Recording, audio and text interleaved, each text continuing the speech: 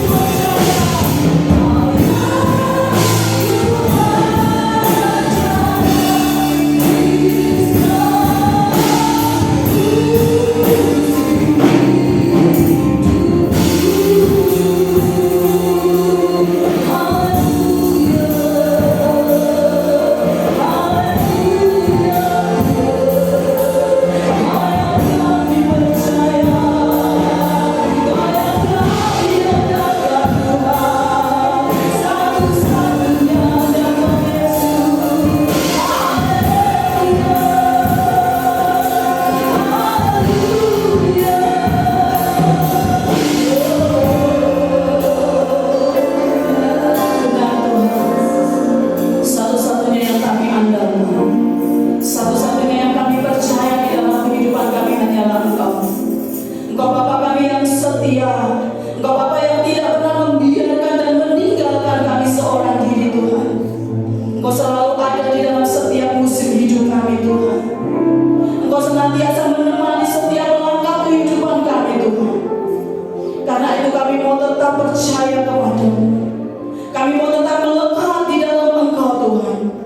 Sebab tanpa Engkau kami tidak mampu melakukan apa-apa.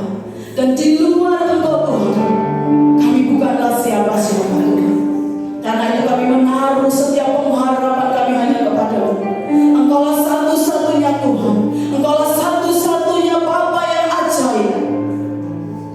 Engkau benar-benar Tuhan yang hidup, siap menolong kami, siap menguatkan kami, siap mengubahkan dan memulihkan setiap kami. Ini setiap pujian kami umat-Mu saat pagi hari ini. Kami percaya Engkau boleh disenangkan lewat pujian penyembahan kami pagi hari ini. Dan saatnya Tuhan, saat pagi hari ini Tuhan, kami mau duduk diam di dalam hadirat-Mu. Kami mau mendengarkan suara Roh-Mu Tuhan. Mari Roh Kudus Engkau berbicara di dalam setiap kehidupan kami pribadi lepas pribadi. Taruh perkataan-Mu Tuhan di dalam mulut lidah hamba-Mu. Sembunyikan hamba-Mu di balik kaki salib-Mu yang kudus itu Tuhan. Biarlah setiap perkataan yang keluar dari mulut lidah hamba-Mu adalah setiap firman yang keluar daripada Engkau. Dan firman itu yang akan menguatkan kami, mengubahkan kami, membangkitkan gairah kami di dalam Engkau Tuhan. Terima kasih Bapa. Urapi hamba-Mu, urapi setiap kami umat-Mu Tuhan, sehingga kami boleh menangkap isi hati Tuhan, kami boleh mengerti isi hati Tuhan, dan kami boleh melakukan firman Tuhan di dalam setiap langkah kehidupan kami. Di dalam nama Tuhan Yesus Kristus, kami siap Tuhan untuk kami mendengarkan akan kebenaran firman-Mu. Haleluya. Amin. Puji Tuhan. Silakan kasih Tuhan.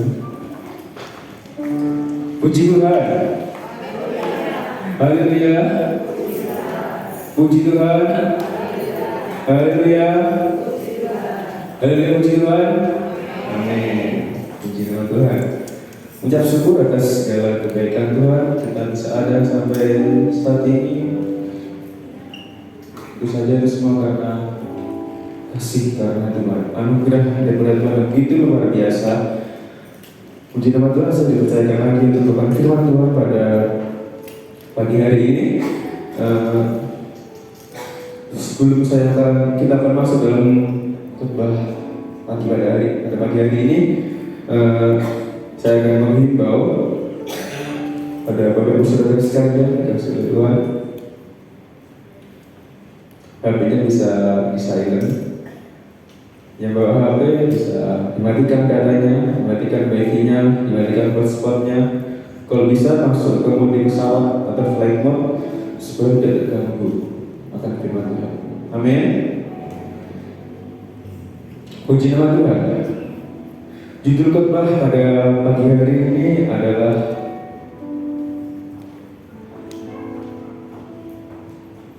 Be Different, atau artinya jadilah berbeda. Berbeda tentang apa sih yang kita maksud pada hari ini? Saya akan memberikan sebuah ilustrasi sebelum kita akan masuk ke dalam ayat pokok kita. Dan kepada Lukas, ini ada sebuah ilustrasi. Jadi Bapak Ibu Saudara, ini adalah speaker monitor. Yang menghadap ke saya ini adalah speaker monitor. Dan di depannya itu ada speaker front, kalau bilang fungsinya, kedua speaker ini fungsinya sama. Fungsinya sama-sama mengeluarkan output suara yang berasal dari input, dari mixer, bisa jadi dari musik, WL, pembicara, dan lain-lain. Nah, yang menjadi pertanyaannya adalah apa yang membuat berbeda dari kedua speaker ini? Kira-kira ada yang bisa jawab nggak? Bukan harga, bukan bentuknya.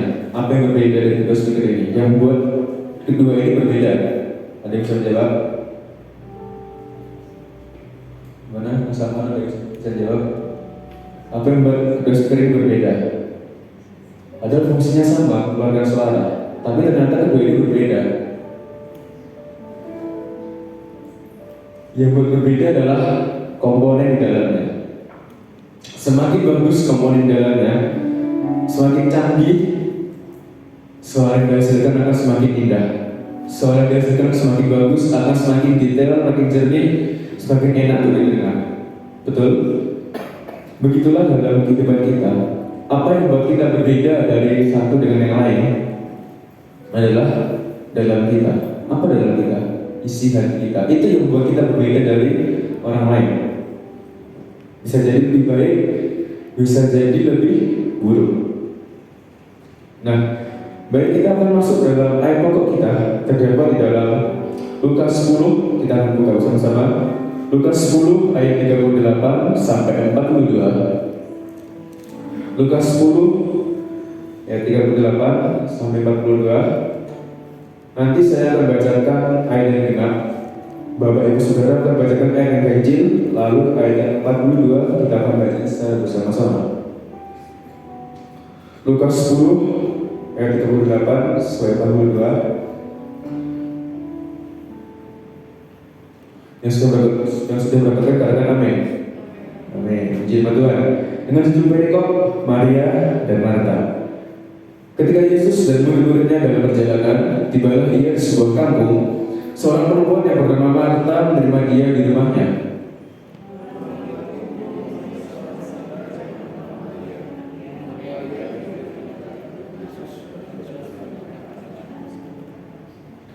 Sedangkan Marta sibuk sekali melayani. Ia mendekat Yesus berkata, "Tuhan, tidakkah Engkau peduli bahwa saudaraku biarkan aku melayani seorang diri?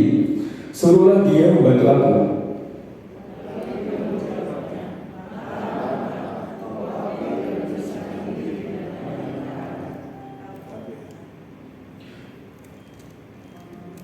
Kita baca ini terakhir bersama-sama. 1, 2, 3. Tapi hanya satu saja yang perlu. Maria telah memilih bagian terbaik yang tidak akan diambil dari dia. Puji nama Tuhan. Yang barusan kita baca tadi adalah Maria dan Marta. Kalau kita memperhatikan Maria dan Marta ini, mereka ini sama-sama, kalau kita lihat perikop tadi ya, mereka ini sama-sama mengasihi Yesus, betul? Mereka ini sama-sama melayani Yesus, namun caranya berbeda. Nah, namun kalau kita lihat, ternyata Marta ini menganggap pelayanan Maria lebih rendah daripada pelayanannya. Bahkan Marta tidak menyadari bahwa keinginannya untuk melayani, untuk menyenangkan Yesus, ia mengabaikan tamunya. Kalau kita memperhatikan tadi, yang menerima Yesus pertama kali adalah Marta. Lalu Marta memperkenalkan Maria kepada Yesus. Tapi ada seorang tamu datang ke rumahnya, tapi Marta malah beres-beres istilahnya, mempersiapkan. Padahal tamunya sudah ada di rumah, tapi dia malah mempersiapkan yang lain. Mungkin dia mempersiapkan makanan, minuman, atau mungkin ada yang kotor, dia sapu, dia pel. Namun dia mengabaikan tamunya. Kalau seperti itu berarti bisa dibilang nggak sopan. Ada tamunya tapi cuma dibiarin loh, nggak diurus tamunya. Harusnya ditemui dulu. Lainnya enggak. Seringkali kita begitu sibuk mengerjakan banyak hal seolah-olah untuk Yesus. Seringkali kita begitu sibuk mengerjakan banyak hal seolah-olah untuk Yesus, sehingga kita lupa luangkan waktu kita bersamanya. Kita lupa mempersiapkan waktu yang terbaik bersama Yesus. Di sini Yesus tidak menyalahkan Marta. Ini Marta nggak salah. Yesus tidak menyalahkan Marta atas apa yang diperbuatnya. Tetapi Yesus ingin Marta mengerti, belajar yang namanya prioritas. Prioritas berarti artinya yang terutama, yang nomor satu. Berarti kalau ada yang nomor satu, berarti ada yang nomor dua, nomor tiga, dan seterusnya. Yesus ingin belajar supaya Marta ini tahu namanya prioritas. Apa prioritasnya? Cari Tuhan, dekat sama Tuhan dulu. Mengapa sih kenapa kalau di info sepekan ada doa pagi?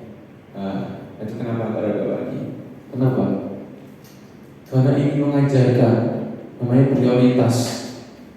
Doa pagi, belajar doa pagi berarti kita mengandalkan Tuhan.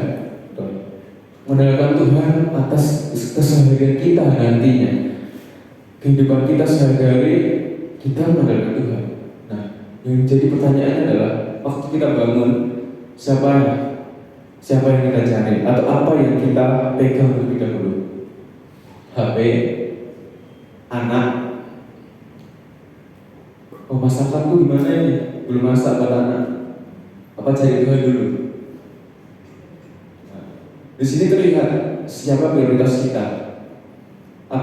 Dari awal bangun, karena kita bangun, dan kan Tuhan masih berikan kesempatan buat kita untuk hidup, berikan kesempatan bernafas.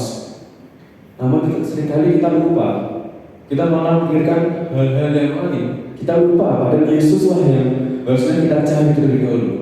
Itulah kenapa Ibu Gembala selalu ingatkan untuk doa pagi. Nah, kalau kita melihat di dalam Yohanes 5 ayat 40, saya akan bacakannya. Yohanes 5 ayat 40, saya akan membaca dari 39. Kamu menyelidiki kitab-kitab suci, sebab kamu menyangka bahwa melaluinya kamu memiliki hidup yang kekal. Walaupun kitab-kitab suci itu memberi kesaksian tentang aku, kamu tidak mau datang kepadaku untuk memperoleh hidup itu. Di sini saya kurang jelas. Jadi saya berbalik. Kata kuncinya itu datang kepadaku. Namun kamu tidak datang kepadaku. Penting gak sih baca Alkitab? Oh penting. Penting gak kita pintar Alkitab? Kita paham Alkitab? Oh itu penting. Namun ini bukan yang terutama, bukan prioritas sebenarnya. Kita paham Alkitab, kita ngerti akan firman Tuhan. Tapi kita nggak cari Tuhan, kita nggak punya hubungan dengan Tuhan. Apa yang terjadi? Kita cuma sama seperti ahli-ahli Farisi, orang ahli Taurat, orang Farisi. Mereka tahu firman, mereka ngerti firman, pinter mereka. Tapi mereka nggak mau datang kepada Yesus. Mereka nggak mau mengaku Yesus. Maka mereka menolak Yesus. Nah inilah mengapa pentingnya untuk kita datang kepada Tuhan. Yang paling utama, datang dulu kepada Tuhan. Kalau kita melihat di dalam Lukas 6 ayat 47, Lukas 6 ayat 47 saya membacakannya. Setiap orang yang datang kepadaku dan mendengarkan perkataanku serta melakukannya, aku akan menyatakan kepadamu dengan siapa ia dapat bisa makan. Ini saya menebali kata mendengarkan, kata gospel mendengarkan.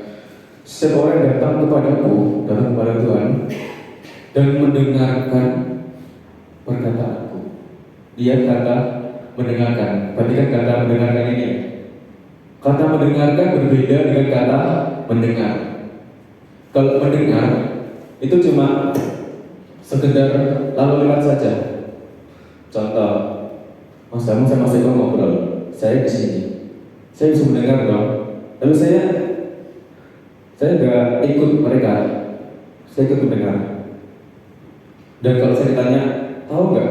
Oh, nggak jelas, karena saya nggak fokus sama mereka. Nah, berbeda dengan kata mendengarkan. Kata mendengarkan berarti kita menaruh fokus kita pada orang yang berbicara.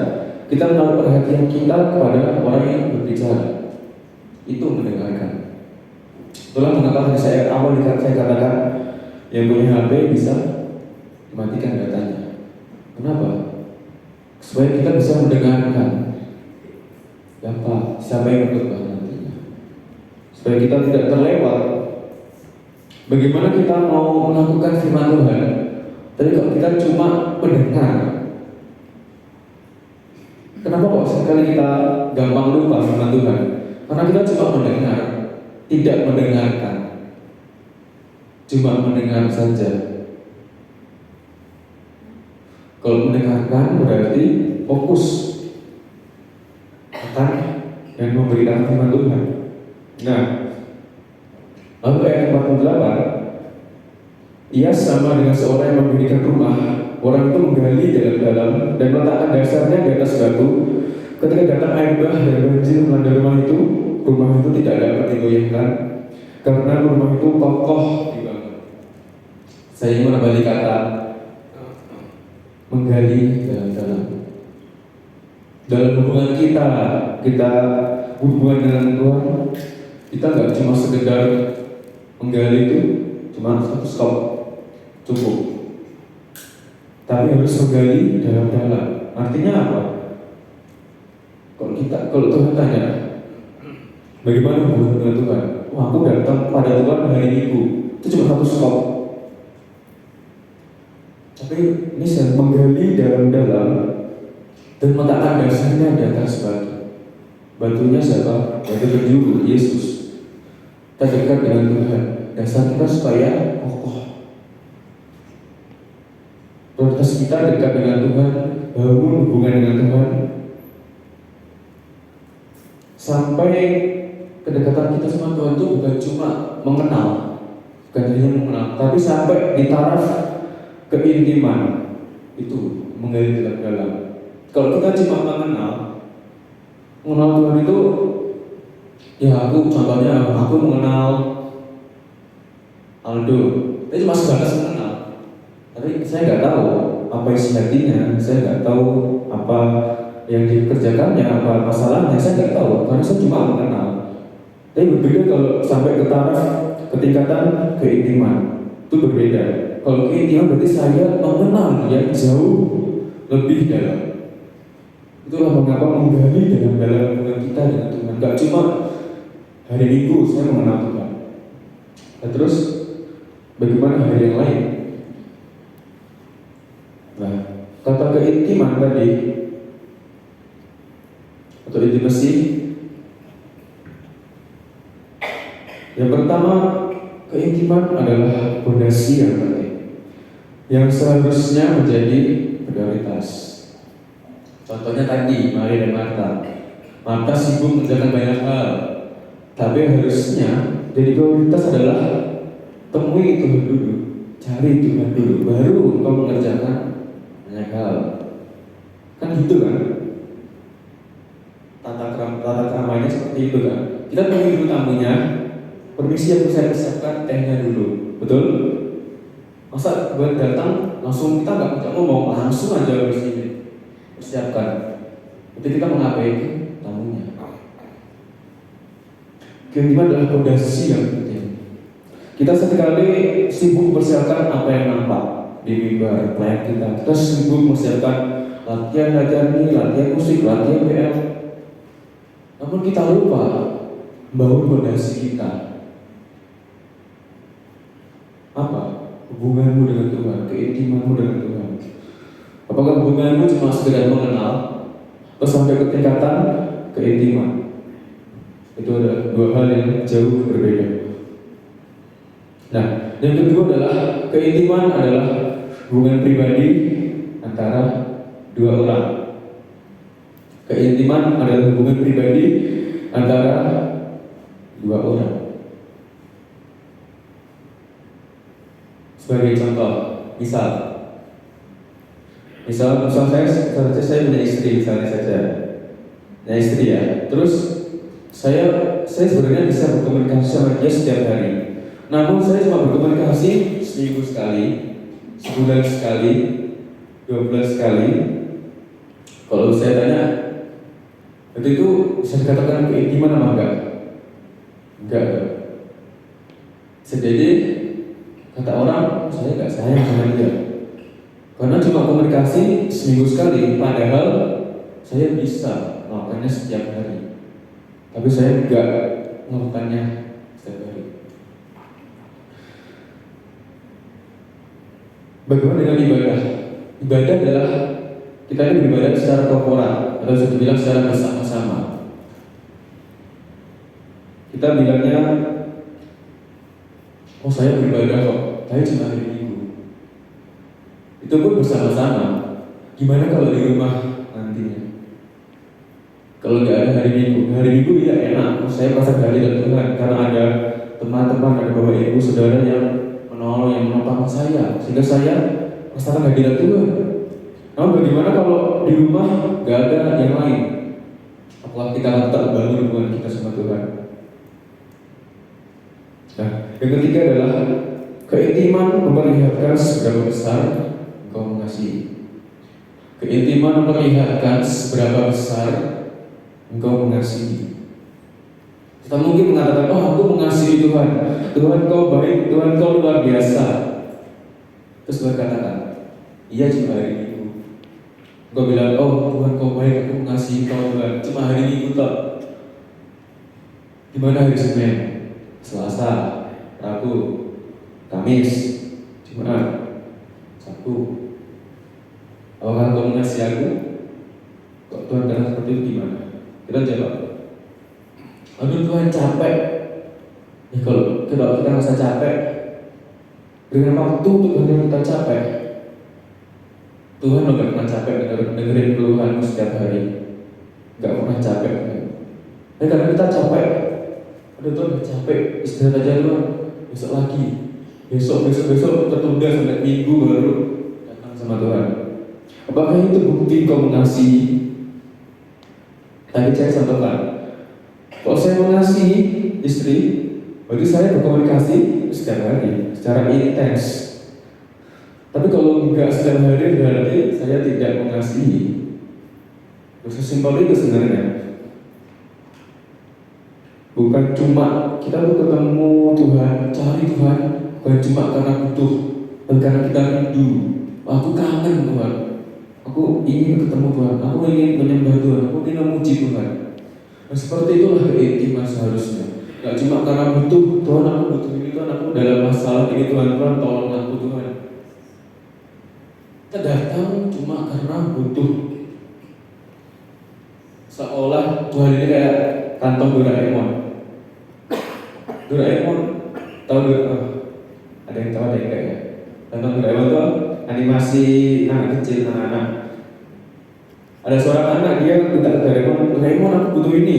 Kantong ajaib, seret, keluar. Seret, keluar. Apa kita menganggap Tuhan seperti itu saja? Hanya sekedar saya butuh Tuhan, Tuhan aku butuh, Tuhan kasih aku ini. Tapi saat kita nggak butuh, kita lupa sama Tuhan. Seketika itu juga lupa sama Tuhan. Kita diberkati, kita lupa sama Tuhan. Kalau kita lihat di dalam Mazmur 42 ayat yang kedua, seperti Musa yang merindukan sungai yang berair, demikianlah jiwaku merindukan Engkau ya Allah. Saya kembali kata merindukan. Seperti rusa yang merindukan sungai yang berair. Berarti keadaan rusa ini adalah kering, haus, sehingga dia merindukan sungai yang berair. Benar? Sehingga rusa ini membutuhkan apa? Kesegaran, nyaman. Karena saya haus, rusa ini haus, sehingga dia rindu akan sungai yang berair. Selanjutnya demikianlah jiwaku merindukan Engkau ya Allah. Kalau kita nggak minum sehari, haus nggak? Haus, kering, dehidrasi bisa mungkin. Demikian juga kalau hubungan kita nggak setiap hari sama Tuhan, kita nggak bangun hubungan kita setiap hari sama Tuhan, bisa jadi loh kita haus. Itu sebenarnya kering, tapi kabar buruknya kita nggak sadar kalau kita kering.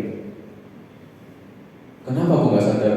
Ya karena kita terlalu nikmat akan dunia ini. Kita nggak sadar kalau sebenarnya diri kita ini kering, aku haus, tapi kita nggak sadar. Nggak sadar. Itulah mengapa perlunya dekat dengan Tuhan, hubungan intim dengan Tuhan setiap hari. Bukan saat butuh, bukan saat hari Minggu, atau mungkin hari Kamis, hari Sabtu. Gak cuma itu, setiap hari terus intens dalam keintiman. Nah, tadi keintiman adalah poin yang pertama. Yang poin kedua adalah karakter. Nah, karakter ini saya melihat di Kamus Besar Bahasa Indonesia. Karakter ini berarti sifat-sifat kejiwaan, akhlak atau budi pekerti yang membedakan seseorang dari yang lain. Berarti karakter itu membedakan kita dari orang lain. Bisa jadi karakter kita berbeda-beda satu dengan yang lain.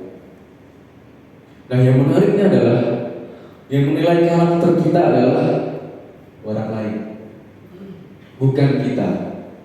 Yang menilai karakter kita adalah orang lain. Kita tidak bisa mengatakan, oh aku ini baik, aku ini suka memberi, aku ini suka menabung, kelakuan aku baik. Kita nggak bisa nilai seperti itu. Yang nilai adalah orang lain. Bisa jadi kita mengira, oh karakterku sudah bagus kok. Ternyata orang lain bilang enggak. Ternyata di mata orang lain enggak. Kita nggak bisa melihat luka di punggung kita. Kita nggak bisa melihat kotoran di punggung kita. Yang bisa lihat siapa? Orang lain.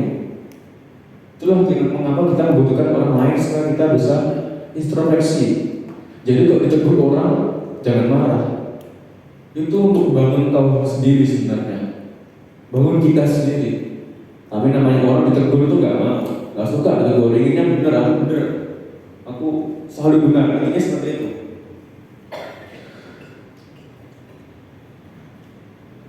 Di Matius 7 ayat 17, pohon yang baik menghasilkan buah yang baik, dan sedangkan pohon yang tidak baik menghasilkan buah yang tidak baik.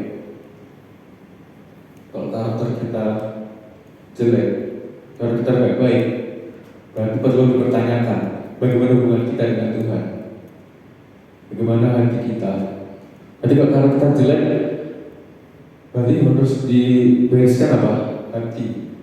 Berarti ada yang gak beres di hatimu, ada yang ada masalah satu di hatimu yang gak beres, gak betul ini. Jangan-jangan hubunganmu dengan Tuhan jauh, sehingga karakter kita jelek.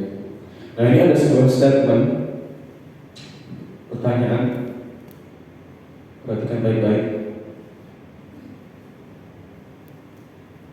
Pelayanan kita luar biasa, tapi karakter kita jelek gimana? Pelayanan kita luar biasa, tapi karakter kita jelek gimana? Apa aja ini? Coba renungkan. Pelayanan kita luar biasa, kita main musik dengan hebat, kita WL singer nyanyi dengan indah luar biasa, improvisasi sampai liuk-liuk seperti gelombang, bagus, tamburi, loncat sih cara bagus dan lain-lainnya. Tetapi di luar mimbar, di luar gereja, di sini kita menerima hati Tuhan, memuji Tuhan, tapi di luar gereja kita menghina orang, menjelekkan orang. Karakter kita nggak baik. Bagaimana kita bisa menjadi terang bagi orang lain kalau karakter kita saja gelap? Gara-gara seperti itu. Dimana kita bisa jadi dampak buat orang lain, tapi kita sendiri gelap. Gak bisa gelap, gak bisa menerangkan gelap. Terang bisa menerangkan gelap. Kalau hidup kita nggak menjadi berkat, dimana kita mau berkati orang lain, apalagi saudara seiman satu gereja, saling menjatuhkan, saling menjelekkan. Padahal kita ini satu tubuh loh, satu tubuh Kristus. Harusnya kita saling membangun. Tegurlah dengan bijaksana, dengan baik-baik.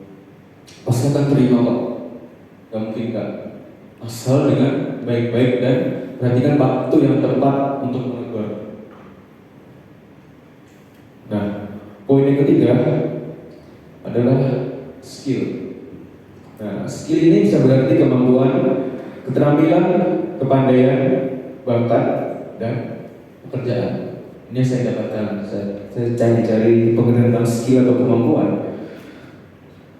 Nah, semuanya itu apapun yang kita miliki ternyata skill adalah kemampuan atau talenta yang Tuhan percayakan.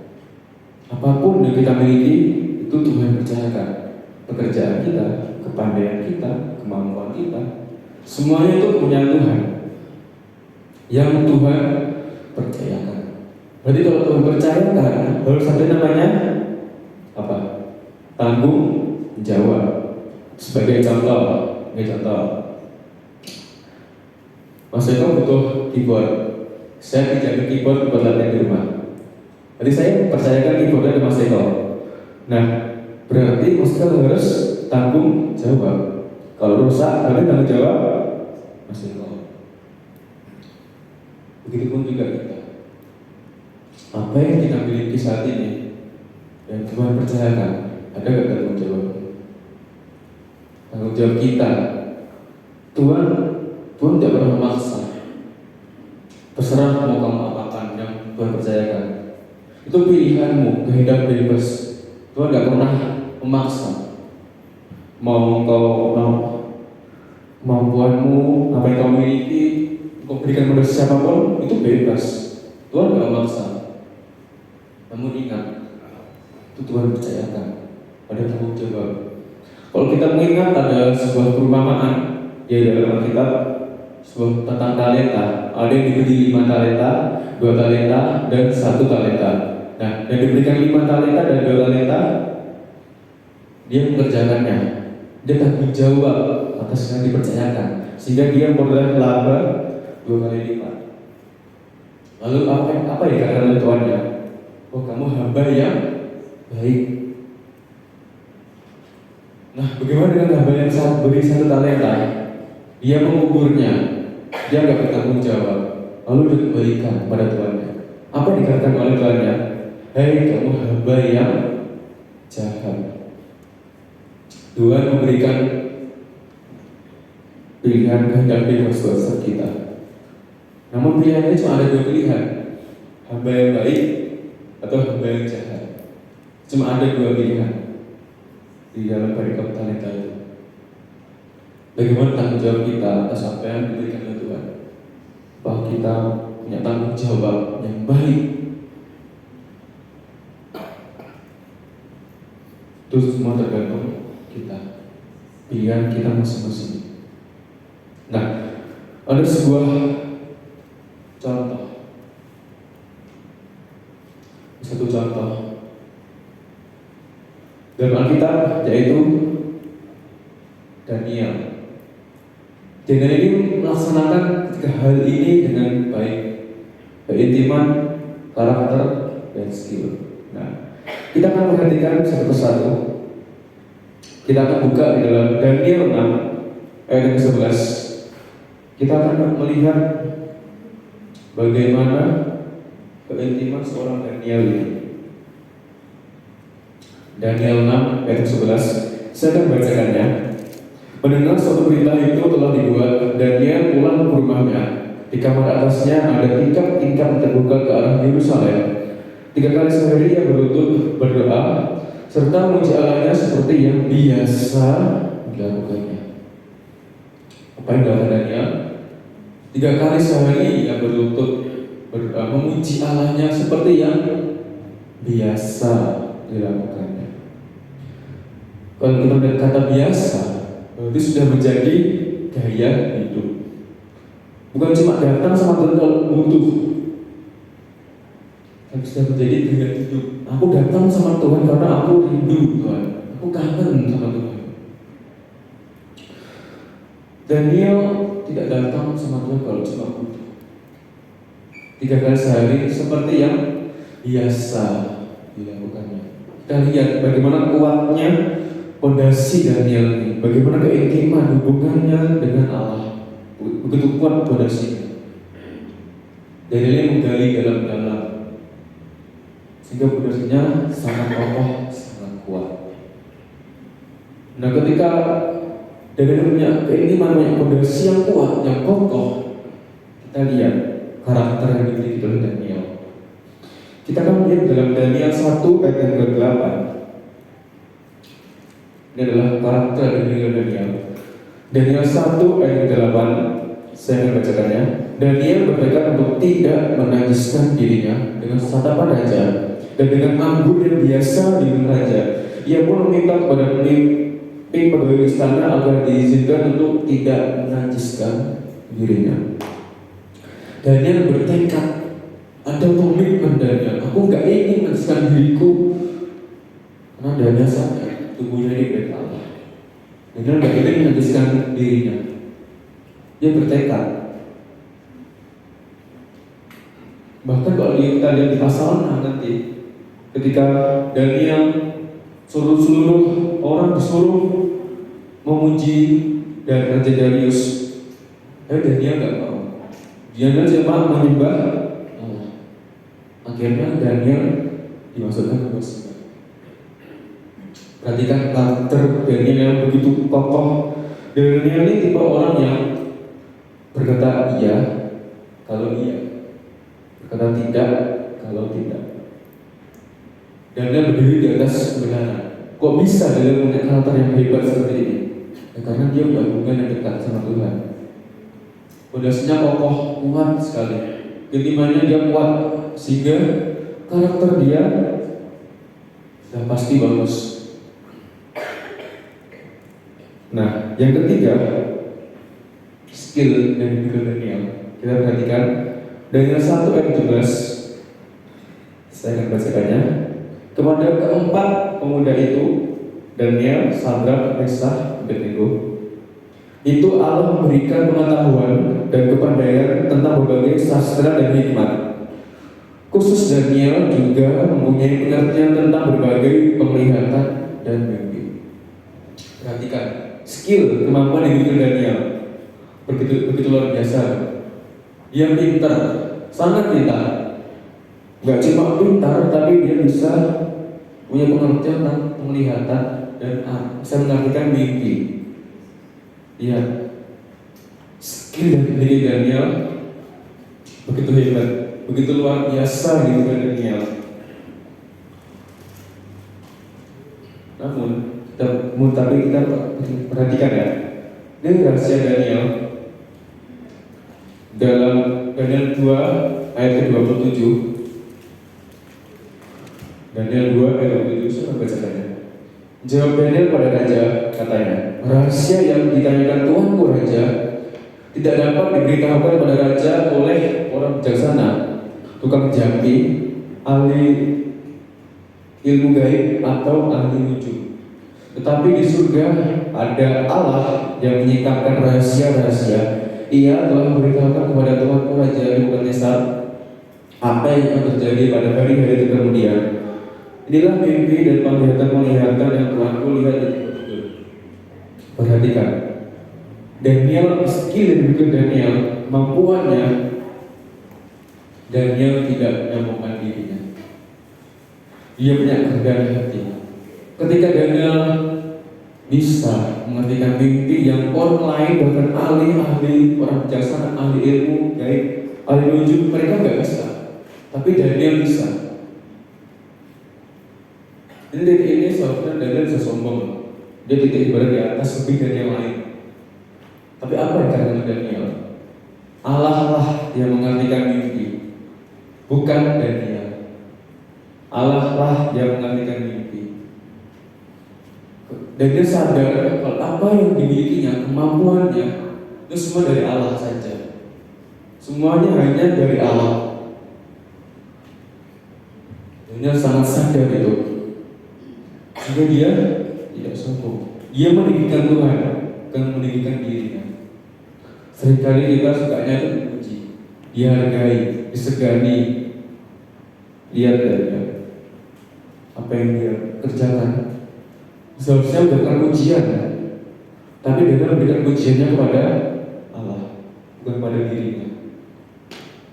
Kita nggak bisa sombong sedikit pun atas apa yang kita miliki, nggak bisa.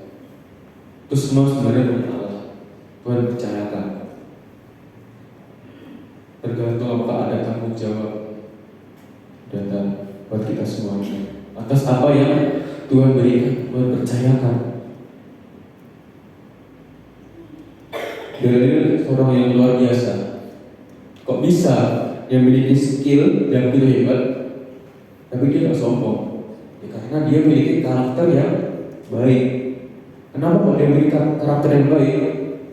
Karena dia hubungannya sama Tuhan baik, kuat, kokoh, pondasinya sangat kuat, nggak tergoncangkan. Pondasinya sangat kuat. Bahkan sampai diancam pun masuk gua singa, dia tetap kokoh atas pendiriannya. Dia berkata iya di atas kebenaran. Dia gak mau kompromi. Dia gak mau kompromi akan apapun yang bertentangan dengan apa yang dikatakan oleh Allah. Ini karakter yang luar biasa dengan ini. Nah, yang menjadi kesimpulan pada hari ini adalah pilihannya ada di tangan Bapak Ibu Saudara sekalian semuanya. Pilihan ada di Bapak Ibu Saudara sekalian. Apakah ingin menjadi seperti Marta yang sibuk akan banyak hal, tapi dia enggak mengulangkan waktunya untuk Tuhan? Atau seperti Maria, duduk dekat kaki Tuhan dan terus mendengarkan perkataan Tuhan. Terus mendengarkan. Kata terus berarti tidak berhenti. Terus mendengarkan kata Tuhan. Terus mendengarkan firman Tuhan. Dan seperti Daniel yang memiliki hubungan yang dekat, fondasi yang kuat akan Tuhan, sehingga dia memiliki karakter, dia memiliki buah yang baik yang dapat jadi berkat untuk orang. Dan memiliki buah persaingan skill, kemampuan. Dan Daniel tidak sedikit pun rasa sombong, tapi rendah, tetap rendah. Kenapa kok kita harus memiliki fondasi yang kuat, fondasi yang kokoh? Kenapa sih? Karena Bapak Ibu Saudara dikasihi Tuhan, kita tahu dunia ini semakin jahat, semakin gelap. Kata Pak Jokowi, nggak tahu tahun berapa. Katanya dunia ini semakin gelap, tidak bisa diprediksi, susah untuk diprediksi. Kalau kita perhatikan baik-baik, banyak sekali pengajaran-pengajaran yang sesat. Banyak sekali. Kalau kita ambil mentah-mentah khotbah ada di YouTube, saya katakan hati-hati. Serius, saya katakan hati-hati. Jangan ambil mentah-mentah. Setelah kau melihat dari YouTube, boleh, saya nggak mau dari YouTube, boleh khotbah silakan. Tapi bandingkan dengan Alkitab. Lihat konteks ayatnya. Yang sampai ternyata hamba Tuhan itu lari dari konteks, banyak loh, terus banyak yang lari dari konteks, banyak sekali. Kalau merasa hati nurani kita ada yang ganjel, kayaknya ini salah, tanya saja sama ibu gembala, pasti akan dijawab. Tanya saja, dan sampai kita salah jalan, karena dunia ini semakin gelap. Mengapa saya mengatakan bangun hubungan dengan Tuhan, keintiman dengan Tuhan, supaya fondasi kita itu kokoh, kuat. Kalau ada pengajaran-pengajaran yang nggak betul, pasti Tuhan menegur kita, pasti Roh Kudus akan menegur kita. Ini salah, ini nggak betul, pasti. Namun bagaimana Tuhan akan menegur kita kalau kita nggak ada yang punya dekat dengan Tuhan? Saya sudah jelaskan minggu lalu. Kalau kita nggak berhubungan dengan Tuhan, kita punya sahabat, kita ada masalah, dia pasti akan berikan kita jalan terbaik. Tapi bagaimana kalau kita nggak dekat dengan Tuhan? Bagaimana Tuhan mau menegur kita? Bagaimana cara Tuhan menegur kita? Masa mau menunggu sampai kita jatuh sakit baru kita mencari Tuhan? Maksudnya tahu sehat, terus cari Tuhan. Bangun fondasimu. Sekali lagi, dunia ini semakin jahat. Bangun fondasimu, bangun dengan Tuhan, supaya kokoh. Terus jangan pernah bosan cari Tuhan, jangan pernah bosan untuk berdoa, jangan pernah bosan, capek. Jangan, terus bangun dengan Tuhan, supaya diri ini kuat. Kita tidak terbawa arus dunia, tapi di saat kita bisa jadi terang bagi dunia. Saya akan mengakhiri dengan satu ayat. Sebelumnya ada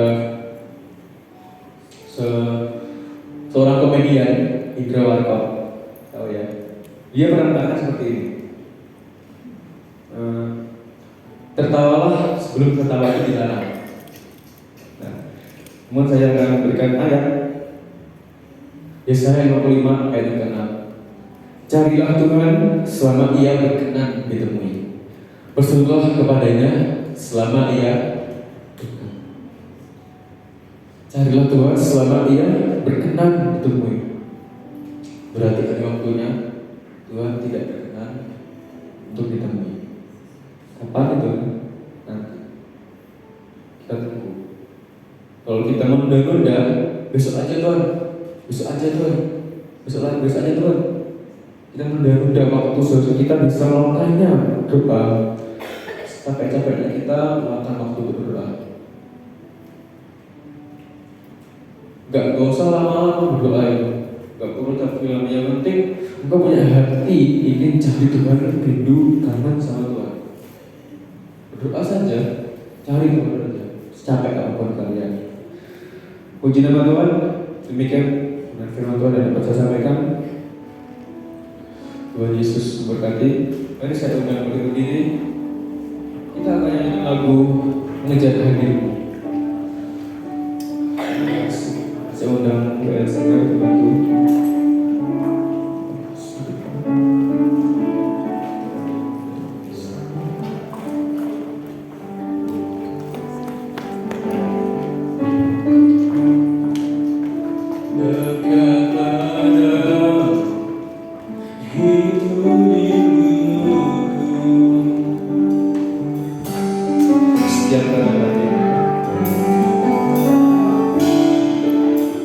Setiap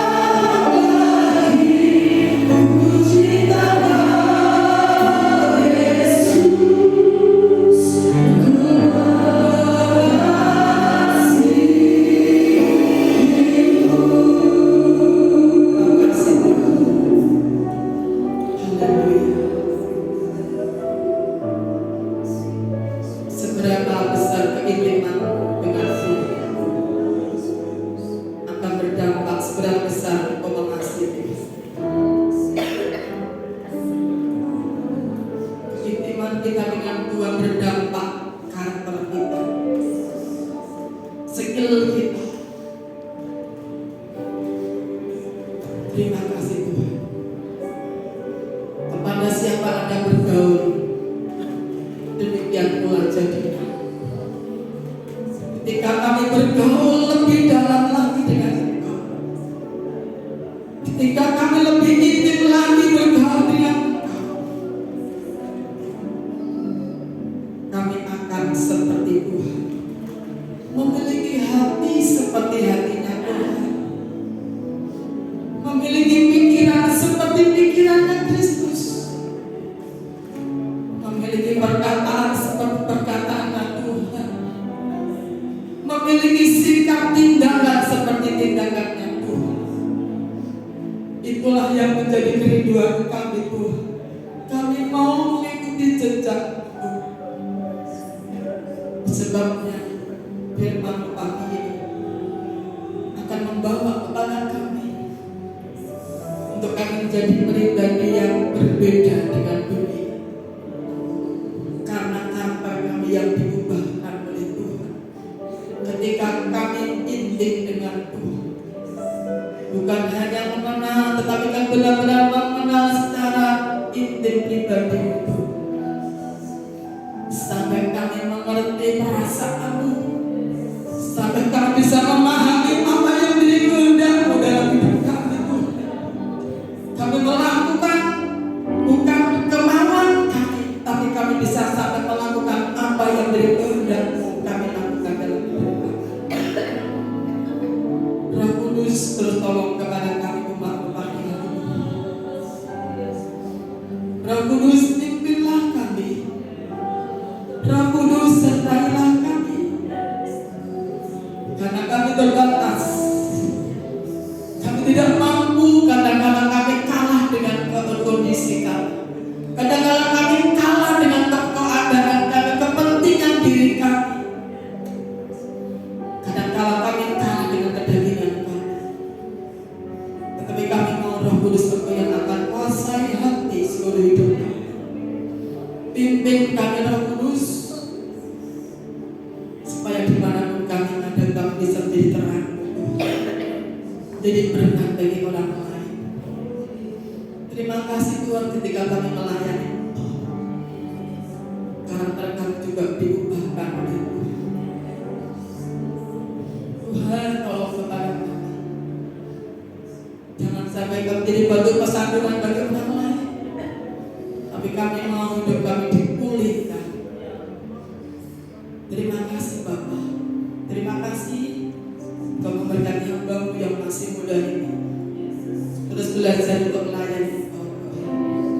Kami percaya Tuhan yang sudah memanggil, memilih, Tuhan juga yang akan menolong kami lebih lagi untuk melayani pekerjaan, menjadi berkat Tuhan bagi banyak orang dalam masa muda, jadi berkat bagi orang lain. Bila tidak ada seorang pun yang menganggap rendah karena masih muda, tetapi yang jadi teladan dalam kasih, dalam kesetiaan, dalam kesucian, dalam tindakan, dalam. Terima kasih Bapa, Kau memberkati kami semua jemaat Tuhan yang sudah datang pada kami hari ini Tuhan. Kami tidak hanya mendengar, tapi kami mau mendengarkan firman, dan kami mau melakukan firman dalam hidup kami, sehingga kita memiliki fondasi yang kuat, fondasi yang kokoh, yang tidak akan tergoyahkan oleh keadaan dunia ini, oleh apapun masalah, kesulitan, tantangan. Tidak akan menenggelamkan iman, kesetiaan kami, percaya kami kepada Tuhan. Memberkati semua pelayan-pelayan dan melayani hari ini. Kami percaya Roh Kudus terus akan mengurangi semua pelayan-pelayan-Mu. Mereka memiliki karakter yang baik, yang seperti Tuhan mau. Terima kasih yang berulang tahun di sepanjang minggu ini Tuhan. Kau memberkati, semakin mengasihi Tuhan. Dan apa yang akan kami lakukan di sepanjang minggu ini Tuhan, anak-anak yang sekolah, yang ujian, Tuhan Kau juga menyertai mereka, memberikan hikmat, kecerdasan, kecukupan dalam kebutuhan mereka yang akan bekerja Tuhan. Aku yang menyertai pekerjaan kami, sehingga dibuat berhasil dan beruntung. Terima kasih Bapak. Engkau memberkati kami dan sepanjang umur, memberkati kota kami Kediri, bangsa kami diberkati itu. Sebentar kami akan memberikan persembahan, karena Tuhan sudah memberkati kami. Kami yang belajar setia taat melakukan firman Allah, mengembalikan telinga Tuhan. Aku juga memberkati Tuhan. Kami belajar menjadi orang percaya yang dapat dipercaya, bertanggung jawab apa yang Tuhan sudah berikan kepada kami. Karena semua punya tujuan untuk kemuliaan nama Tuhan. Dan manakala usai ibadah ini kepulangan kami dalam pertolongan Tuhan. Saudaraku yang dikasih Tuhan, diberkatilah ketika aku masuk dalam rumah. Diberkatilah ketika aku pulang dari tempat. Diberkati kesehatan. Diberkati keuangan. Diberkati dalam keluarga, rumah tangga, anak menantu, cucu. Diberkati sekolah, kuliah, dan pelayanan. Diberkati setiap kerinduan dan pertumbuhan. Ketika engkau di rumah, keluar rumah, Tuhan menjaga rumahmu.